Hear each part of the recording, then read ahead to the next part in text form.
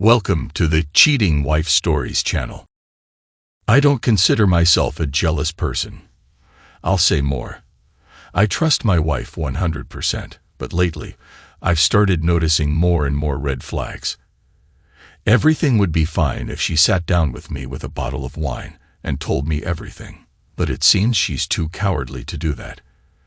That's why I had to take an unusual path to find out the whole truth.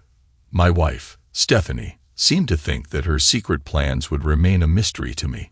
In her view, I was either too naive to recognize her affair with a colleague named Eugene, or simply resign myself to her actions to preserve our marriage. She was mistaken, as I had long begun to suspect something was amiss, noticing clear signs of infidelity, late returns from work, changes in clothing style, an inclination towards new experiments, and a loss of interest in shared hobbies. Despite my attempts to discuss these changes, Stephanie dismissed them, blaming my jealousy and possessive feelings. Unwilling to remain in the dark, I took a step that many might condemn. I hired a private detective.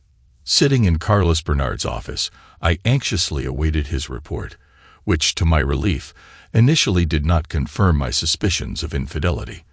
However, the detective highlighted another problem: a romantic attraction between Stephanie and Eugene, which could escalate into a full-blown affair at any moment. The term work spouses was repulsive to me. Stephanie had only one spouse, me. Bernard's report described how Stephanie and Eugene spent lunches together, unashamedly exchanging kisses or embracing tightly. Their evening overtimes seemed like an excuse to spend more time together, avoiding returning to their families. Although eavesdropping on their correspondence was illegal and inadmissible in court, I wanted to know the truth for myself. Bernard assured me that in their messages, Stephanie never mentioned me with disdain, whereas Eugene tried to disparage me, but Stephanie defended my honor. Ultimately, while they hadn't crossed the line to become full-fledged lovers, the report confirmed their romantic connection. This knowledge caused me pain, but I was prepared to act, as there was no place for tolerance of such behavior in my principles. That day, sitting in my office, I pondered my next actions after Bernard had opened my eyes to my wife's affair. The love letters between her and Eugene were extremely intimate, reaching the point of exchanging photos. Eugene sent her a picture of his friend to her delight, and she responded with shots showing her two friends below the chin, although according to Bernard, she had yet to send more intimate photos. And so, when Eugene found out that Stephanie was leaving town, he saw it as the perfect opportunity to take his relationship with my wife to the next level. The obstacle in their way was me. They contemplated various ways to get around me, including the idea of a girls' night out for Stephanie, which was quickly dismissed due to the risk of exposure. Then the suggestion to send me on golf trips with friends was also rejected, as I had no interest in it. Eventually, Eugene decided to go all in, convincing Stephanie that their affair would improve our marriage, suggesting that I could come to terms with her romance for the sake of our union's happiness. He made her believe that it would be enough just to inform me about her intentions with him, and I would supposedly accept it. Clearly, Eugene did not know me, as I would never agree to such a thing. But the fact that Stephanie believed his words made me question her mental state. Bernard confirmed that this was all the evidence he had. I took the information he provided and went home, asking him to keep an eye on the situation and notify me of any changes. Bernard called me on Friday to inform me that Stephanie planned to meet with me on Monday after work. Stephanie was preparing to lay her cards on the table about her upcoming date with Eugene on Friday evening. They planned to start with dinner and dancing and end the night in a hotel, indulging in passion. She thought about returning to me the next day, Saturday or maybe even Sunday, depending on their infatuation with each other. Stephanie and Eugene meticulously worked out how she would tell me everything, convincing themselves that I would come to terms with their decision. They anticipated my dissatisfaction, possibly even anger, but Stephanie was going to convince me that this was a one-time event. They even speculated that as a reward for my understanding, Stephanie would offer me closeness, knowing that we had not been close for a long time. She hoped that I would be satisfied with the rejected leftovers from Eugene, considering my needs. I had only a couple of days to prepare for this conversation. Stephanie, ironically calling our upcoming conversation an intervention, believed everything would go according to her plan. However, I was determined not to let that happen. I spent the weekend going through various options, contemplating the future of our marriage and whether it was worth saving it all. I needed to figure out my feelings for Stephanie and decide whether I was ready to fight for our union. After much thought, I concluded that it was time to take control and draw a line in our relationship, just like we did at the beginning of our marriage, when it seemed we were happy and shared everything in the world. Stephanie was my everything, my best friend, and passionate love. But somehow, everything between us dissipated, as if it was incredible. Perhaps I idealized marriage too much, imagining us as an invincible team, overcoming life's difficulties together. Having already experienced a failed marriage, I wondered if the problem wasn't us, but the concept of marriage itself. In a world where everything changes rapidly, how can one expect marriage, as a phenomenon, to remain unchanged? Reflecting on Stephanie's future with Eugene, I suddenly realized that I couldn't afford to become a subject of ridicule. I might not need Stephanie, but I won't let Eugene take her without a fight. After her call on Monday afternoon, my response was decisive. "Hey, Stephanie." I began preparing for a serious conversation. She asked to make sure I would be home on time, saying she had something important. I confirmed, adding that I also had news. After ending the call, I rushed to my boss, announcing an unexpected day off to prepare for the upcoming conversation. At 5:45, I heard her enter through the garage, my heart pounding in anticipation and anger at the same time. Maintaining outward calm, I struggled with an internal storm of feelings. An open bottle of wine with ice and 2 ready glasses stood on the table.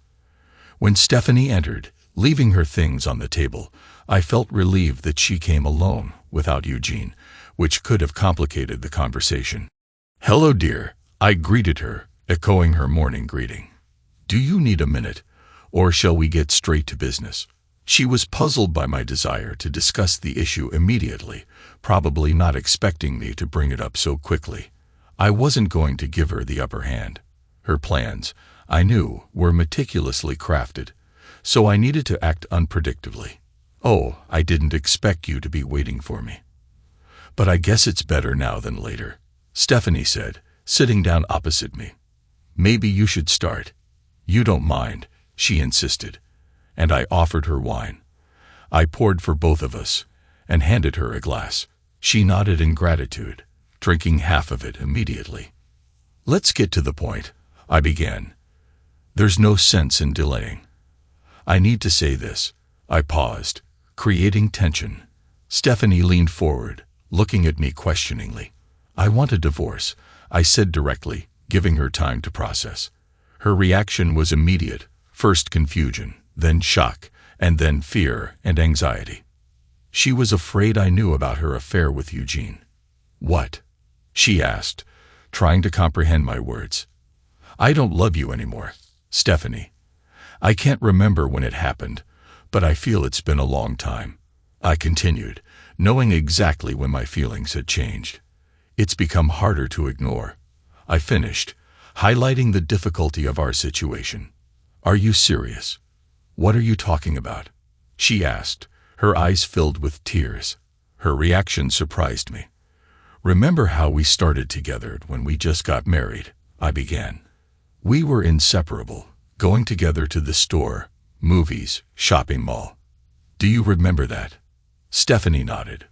"Of course I remember. We tried to have dinner together at least twice a week. I counted the hours until we met to hug you, to kiss. We shared hobbies. Remember how you convinced me to take pottery classes?" I continued. "You know, I always loved doing that with you. I thought you hated it." Stephanie was surprised. "No, it wasn't about pottery, but about sharing those moments with you," I replied. "I liked seeing your enthusiasm helping you and painting those houses for the Christmas village. We bought so many unpainted figurines and painted them together. It was tiresome, but so much fun. Yes, yours always turned out better, Stephanie said. How many evenings we spent painting, sitting at this table. I loved you so much then. And then, remember how we painted those large posters from Myrtle Beach? We still have hundreds of colored pictures, although like our love, they seem to have dried out. Stephanie flinched. My love hasn't dried out, she quickly retorted. I continued. I always told our friends how they invite us. We walked together, went shopping. If you needed something from the store, I went with you. But you were always busy with your phone and didn't pay attention to me in the store, she recalled. Indeed, but I didn't care what you chose. I wanted to be with you. I could have just stayed at home and watched sports. I confessed. We talked about how the neighbors gathered together and you didn't want to go. Do you remember why? Stephanie was silent, recalling every moment of our life together. Remember, you said you preferred spending time with me rather than at parties with friends. On those nights, we often sat cuddled under a blanket, rewatching 3 meters above the sky. I love that movie so much, she said, trying to hold back her tears. We must have seen it hundreds of times, I noted, pouring her more wine. And I still want to watch it with you, she exclaimed. I don't want a divorce. I dreamed that we would grow old together, cooking, dancing, or just reading books in bed. It was important to be close to each other, she said. Stephanie, I myself don't understand when everything went wrong. I confessed, looking into her eyes. We went from having our regular lunches together to once a week, and one day you said you couldn't leave the office that often anymore, which turned out to be untrue. You continued to have lunch with someone else, and then we stopped seeing each other at lunch altogether. I started having lunch with colleagues, finding that I enjoyed their company, maybe even too much, she said. I didn't want to blame you, Stephanie, or make you justify yourself. I wasn't looking for a fight. But then, coming home early to spend time together also stopped being a priority. We stayed at work longer and felt alienated at home, I said. Why did you never talk about this? Stephanie asked. If I had known it was so important to you, I would have tried to change, I replied. You're right, I agreed, although I had raised this issue more than once. I wish I could understand why being with me stopped being important to you. Maybe then I could change something in myself to make you want to spend more time with me. It seems I couldn't achieve that, I said. It might seem that I was taking the blame for our distance, though that was far from the truth. I realized that if Stephanie, Eugene, and I got into a conversation, it would not end peacefully. Stephanie would never accept my point of view, automatically labeling me as jealous, trying to control her. Before I laid my cards on the table, I wanted her to realize how her actions had affected our connection. Over time, we began to live almost separately. She went to parties, and I went to poker. She spent weekends at the spa. I'd golf. We could go days without talking about anything other than the weather or news. Our intimate life also suffered. Often we were too tired or not in the mood. Yet at the beginning of our marriage, we were inseparable. Making love several times a day, I continued. Stephanie, do you remember how we skipped dinners to spend the night together? We didn't even turn on the Whirlpool bath for a year. I thought you didn't need it anymore, I began. Where did you get the idea that I don't want closeness? You came up with that excuse to blame me, Stephanie replied. With sarcasm, I said I've always wanted closeness, just like 10 years ago. It's just that your desire left much to be desired. You thought I didn't want you, but in reality, I just lost interest in you as a partner. You were like ice, nothing new or even slightly daring. You wanted it all to be over quickly to get back to your own things. Do you really think so? Stephanie asked anxiously, not expecting such a turn. Yes, closeness became a routine for us. You didn't even try to please me.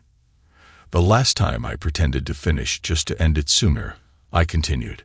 Stephanie was shocked. Are you saying you faked it? But you? No, you're mistaken.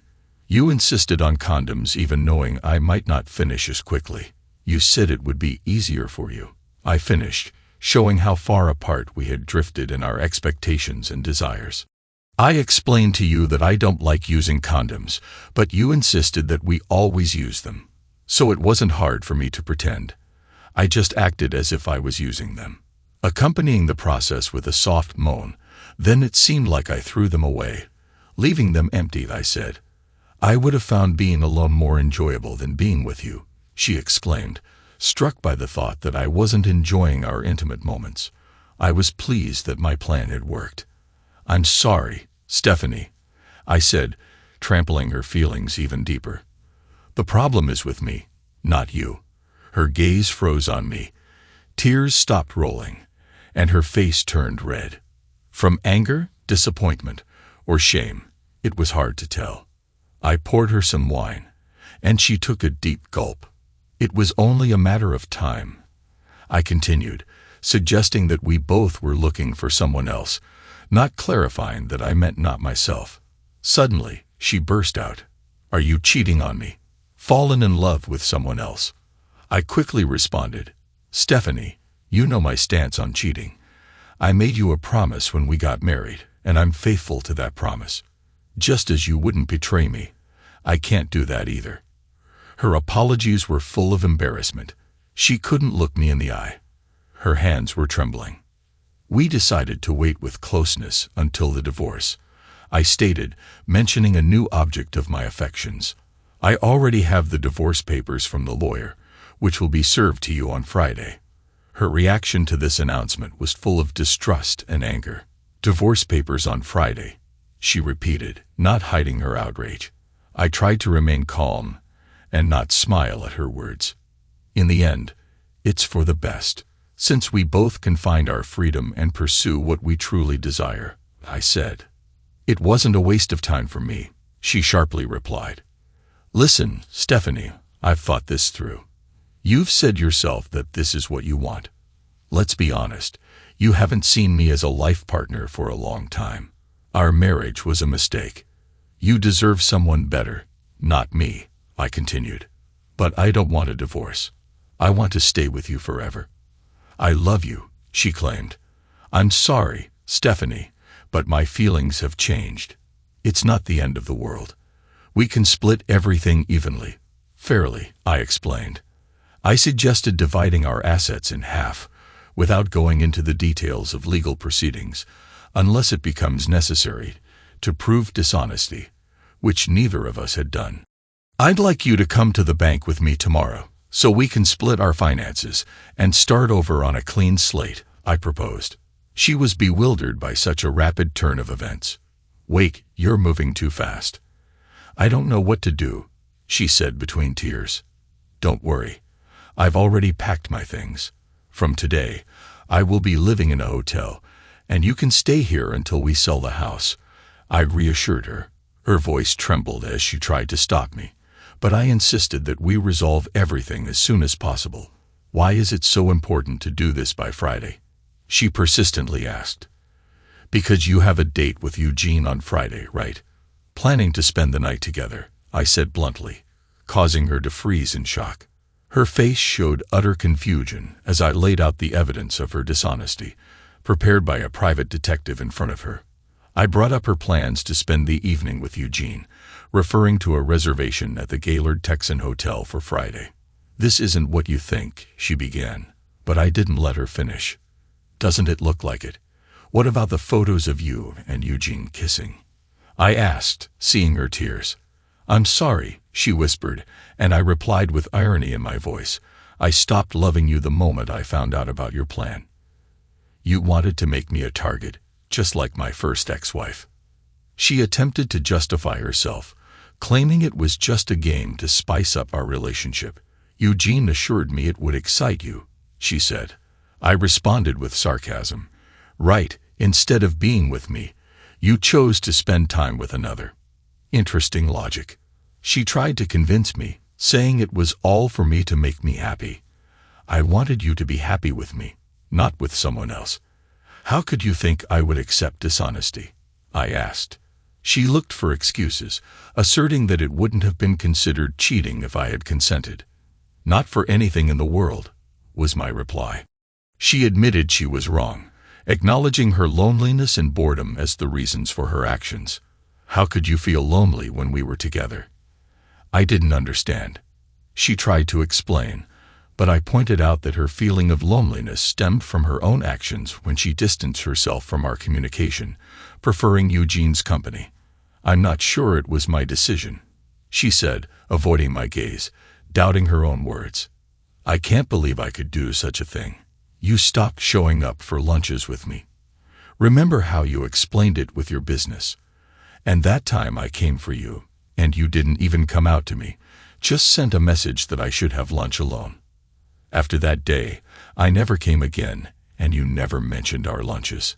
It seems you didn't even notice losing me, so engrossed were you in your affairs and in Eugene.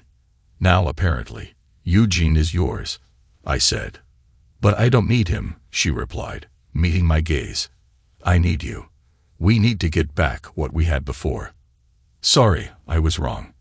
I gave up on us, she confessed, but it was already too late. You don't mean it's all over? I didn't cheat on you. We didn't do anything with Eugene. I won't see him anymore, I promise. I'll leave my job, find another place. Please, I don't want to lose you.